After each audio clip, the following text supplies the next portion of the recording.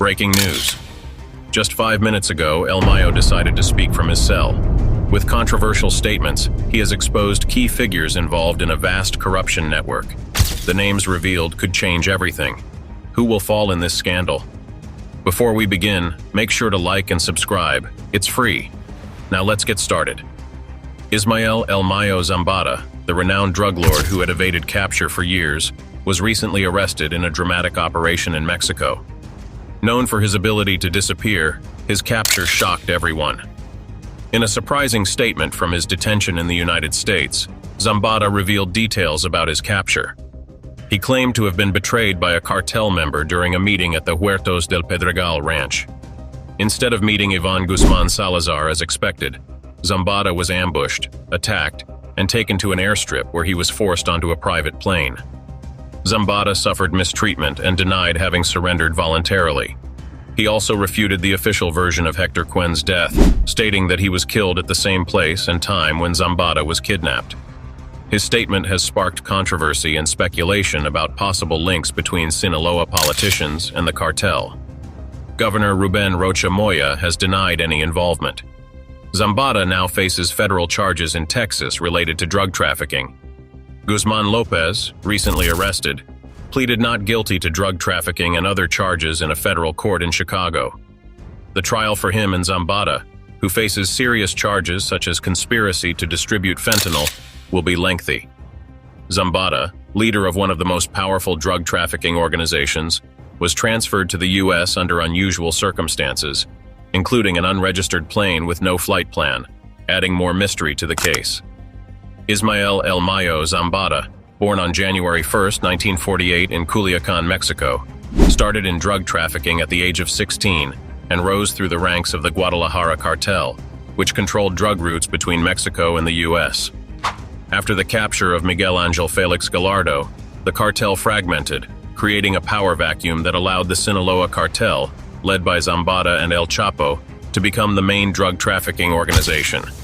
Zambada continued to expand his influence in the business. The Sinaloa cartel is deeply involved in drug trafficking, with a smuggling network that spans across the United States. In addition to its main activity, drug trafficking, the cartel also manages human smuggling. Charging high fees to facilitate illegal crossings from Mexico to the U.S. Violence and extortion are central to their operations, using threats and force to maintain control over territories and protect their interests. To launder their illicit profits, the cartel bribes officials, manipulates financial systems, and invests in legal businesses. Their most profitable business currently is fentanyl, produced on a large scale in Mexico by professional chemists. Over the years, the cartel has diversified its offerings to include low-quality drugs. The cartel obtains drugs from Panama and Colombia, transporting them to the U.S. via disguised trucks, submarines, and small planes. They also use tunnels under the border to discreetly transport drugs. Once in the U.S., the drugs are distributed in key cities like Phoenix, Los Angeles, Denver, Atlanta, and Chicago. Fentanyl, a growing public health concern in the U.S., was involved in approximately 70% of overdose deaths in 2022. The cartel's rise in power in the 1990s is partly due to the alliances Zambada formed with former members of the Guadalajara cartel. Ismael El Mayo Zambada stood out in drug trafficking by coordinating criminal activities with key figures and integrating the factions of Amado Carrillo Fuentes into the Sinaloa cartel after Carrillo's death in 1997. The years between 1992 and 2000 were particularly violent, according to his wife, Rosario Niebla Cardoza. During Joaquin El Chapo Guzman's imprisonment, 1993 to 2001, Zambada took control of the Sinaloa cartel and facilitated El Chapo's escape with a private helicopter. Despite facing charges in Mexico and the U.S., Zambada has managed to evade capture. The $5 million reward offered by the U.S. underscores his notoriety as a hitman involved in extreme violence. In the 2000s, Mexican President Felipe Calderón's strategy of targeting the Tijuana cartel allowed the Sinaloa cartel to expand and dominate, with an estimated worth of $20 billion. Despite his public disappearance, Zambada is believed to still run the cartel. After El Chapo's arrest, a violent internal struggle within the Sinaloa cartel between its factions resulted in 764 murders in Sinaloa. During the first half of 2017, the state faced its most violent period in 6 years. Despite the ongoing confrontation between rival groups for control, it was suspected that they were still under the supervision of Ismael El Mayo Zambada.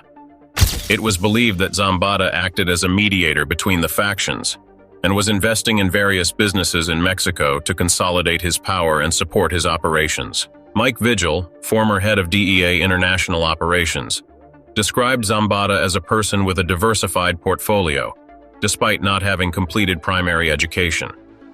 Vigil noted that Zambada had acquired extensive knowledge and skills from Mexico's most experienced drug lords, comparing his learning in drug trafficking to a high-level education, like that of Harvard. Although Zambada did not attend formal schooling, he gained his knowledge through years of practical experience and by working with the best in the business. His skills and expertise are so advanced that they rival those of highly qualified professionals in other fields.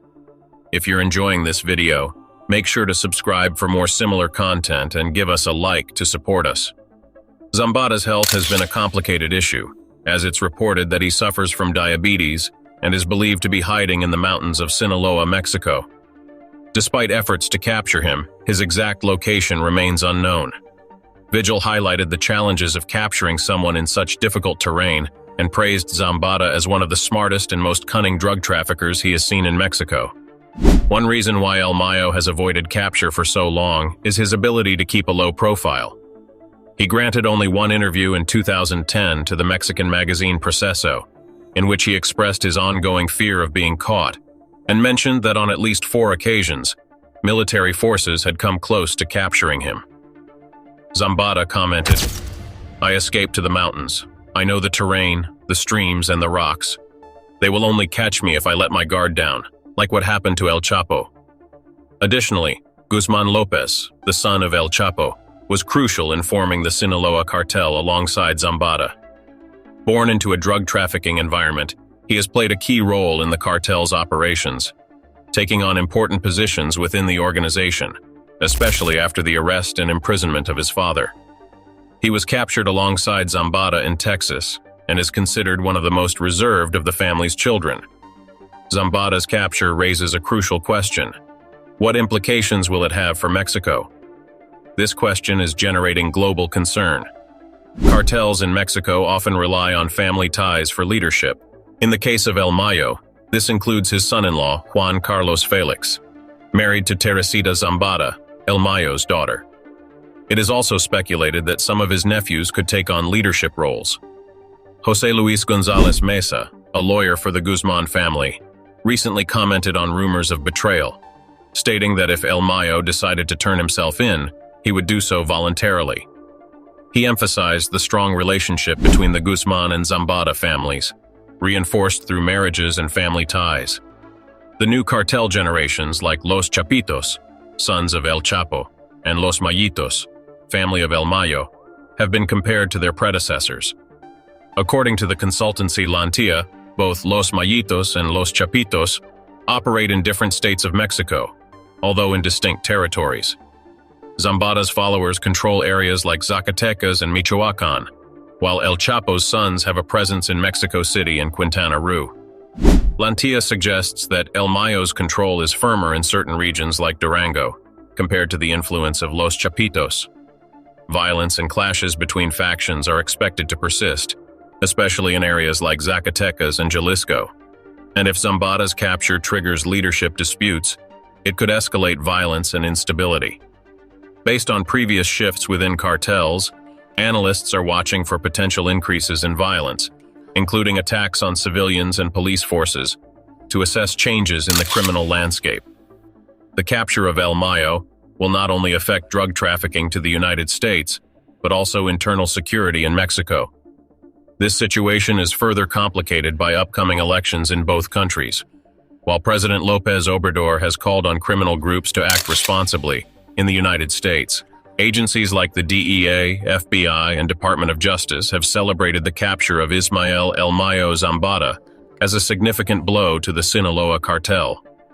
The detention of El Mayo, a notorious drug trafficker who had evaded prison for over 50 years, has raised questions about the operation, particularly regarding the level of awareness by the White House and potential actions outside the U.S. authorities carried out the capture without coordinating or informing Mexican forces, which has further deepened distrust between the security agencies of both countries and complicated their relationship. Mexican President Andrés Manuel López Obrador expressed surprise at the lack of communication and noted that Mexico was notified just minutes after the arrest, without having participated in the operation. Furthermore, it is suggested that El Mayo's capture could have been the result of a negotiated deal rather than a surprise action. Joaquín Guzmán López, son of El Chapo, is said to have discussed his surrender with the U.S. government.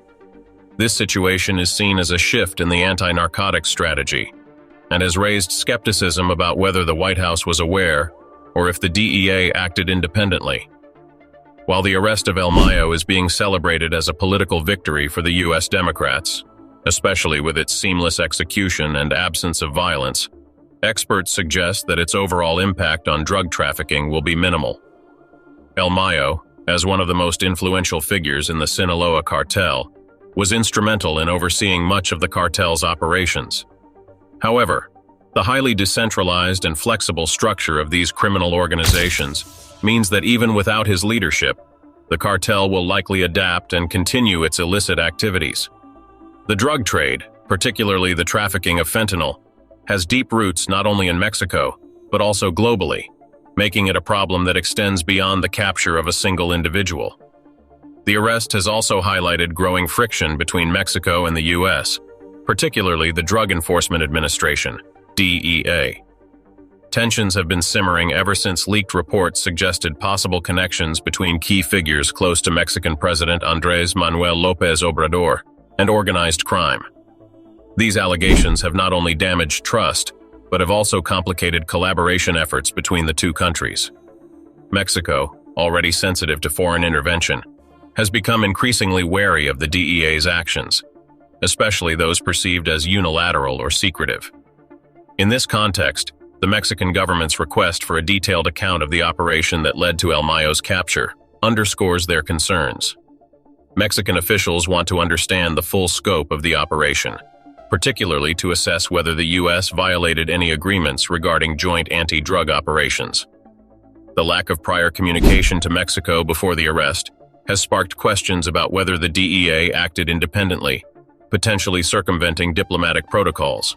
Despite the significance of El Mayo's arrest, many analysts believe the impact on the Sinaloa cartel's operations and the fentanyl trade will only be temporary. In the short term, the cartel will likely experience some internal disarray, as the arrest of a high-ranking leader can create operational delays, especially in drug distribution. The production and supply chain of fentanyl, which has already been under intense scrutiny, may face disruptions as cartel members scramble to reorganize and reestablish their networks. Fentanyl, a synthetic opioid that has been devastating communities across North America, is a core commodity for the cartel. A temporary reduction in its availability on the market could give authorities a brief window to tighten enforcement and ramp up counter-narcotic strategies. However, such disruptions are unlikely to last long, as other figures within the cartel are poised to step up and restore operations. Historically, cartels have demonstrated an ability to withstand the loss of key leaders, adjusting their tactics and reasserting control over their lucrative drug routes. In the wake of El Mayo's capture, rival cartels or newly emerging criminal organizations are likely to view this as a prime opportunity to seize control of key territories and drug routes. The Sinaloa cartel, while still one of the most powerful criminal organizations in Mexico, could experience internal instability as a result of its leader's arrest. This momentary weakness may lead other cartels, such as the Jalisco New Generation Cartel, CJNG, to attempt to capitalize on the situation. CJNG, known for its aggressive tactics and rapid expansion, has been in direct competition with the Sinaloa cartel in recent years. They could use this opportunity to assert dominance over lucrative trafficking corridors, particularly those linked to the fentanyl trade. Moreover, the drug trade's constant evolution has seen the rise of smaller, more agile criminal groups. These organizations, often less visible than the large cartels, are becoming increasingly influential in the drug market. They are capable of moving quickly to fill any gaps left by larger cartels. In this context, El Mayo's capture may unintentionally lead to a fragmented and more dangerous landscape, where numerous smaller, harder-to-track groups emerge, potentially leading to increased violence and instability as they compete for dominance. If you've made it this far and enjoyed this video, don't forget to give it a like, subscribe to our channel, and activate the notification bell to receive alerts for future videos on YouTube. Also, if you have any questions, feel free to leave them in the comments.